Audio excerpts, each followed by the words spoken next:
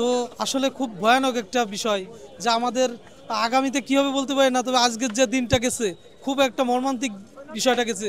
তবে আমি তো মনে করছিলাম মনে হয় আজকে মনে হয় কিয়ামতটা হয়ে যেতে পারে, কারণ শুক্রবার আজকে হয়তো জুম্মা নাও পেতে পারি, তা আল্লাহর অশেষ সহমতে আমরা ভালোভাবে সুস্থ আছি। ঢাকা সহ বাইরের যে কোনো মানে এলাকা বা বাইরের দেশ মনে হয় ভালো আছে, অন্য অন্য কোথায় কেমন হয়েছে বলতে পারবো না।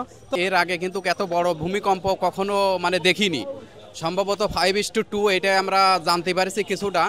আর সমগ্র বাংলাদেশের অধিকাংশ জেলায় এই ভূমিকম্পটা দেখা গেছে, যা এর আগে কখনো এই ধরনের ভূমিকম্প দেখিনি। আর এই ভূমিকম্পটার জন্য আমরা খুবই একটু আতঙ্কিত হয়ে গেছিলাম যে কি বড় মানে মানে হঠাৎ করে এত বড় ভূমিকম্প তো এর আগে কখনো আমরা দেখিনি, যার জন্য আমরা এত আতঙ্কিত হয়ে গেছিলাম। সামনে অনেক বিপদ চলে আসছে আমরা দেখতে পাচ্ছি, কারণ অনেক বড় বড় বিল্ডিং আজকে বেঁকা হয়ে গেছে, তারা ঝুঁকে গেছে, অনেক জায়গায় মানুষ মারা গেছে আমরা শুনতে পাচ্ছি খবরে।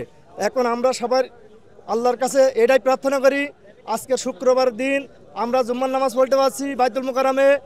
আল্লাহ সুবহানাহু ওয়া তাআলা প্রত্যেকটা মানুষ যেন আমরা ইমানদার হয়ে মরতে পারি।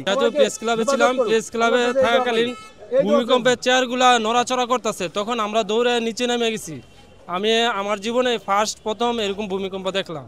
আমি একজন আলেম হিসাবে আমার মনে হয়েছে যে আমাদের পাপ বেড়ে গিয়েছে, এজন্য আমি তওবা করেছি যে আল্লাহ আমার জীবনের যে অতীতের সকল গুনাহ তুমি মাফ করে দাও এবং সকল মুসলমানদের গুনাহগুলো মাফ করে দাও। আমি তখন একটি 8তলা ভবনের 3 তলায় ছিলাম, বড় ধরনের একটা ঝাঁকুনি খেয়েছি এবং আমরা এখানে কিছু মহিলা মানুষ ছিল, বাচ্চারা ছিল, তারা খুব চিৎকার শুরু করেছে।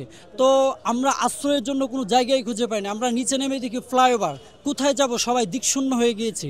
তো এমন কিছু শহরের ভিতরে খোলামেলা জায়গা রাখা যে এরকম ধরনের কোনো বড় দুর্যোগ হলে আমরা যেন সেখানে গিয়ে আশ্রয় নিতে পারি, এই কথাটা থাকবে। সবিশেষ দেশবাসীকে বলবো বেশি বেশি নেক আমল করুন এবং সৎ কাজ করুন, ইনশাল্লাহ যত ধরনের বিপদ আপদ মুসিবত আসে আল্লাহ এগুলো দূর করে দিবেন। তবে একটি কথা আমি অত্যন্ত হৃদয় থেকে বলতে চাই, যখন ভূমিকম্পটা হচ্ছিল তখন আমার দিলে এই আয়াতটা উচ্চারিত হচ্ছিল, ওয়াকালাল ইনসানু মা লাহা।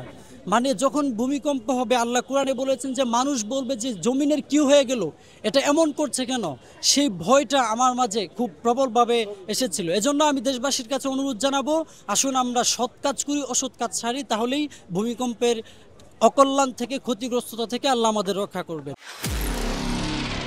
নিরপেক্ষ, সত্য প্রকাশে আপোষহীন।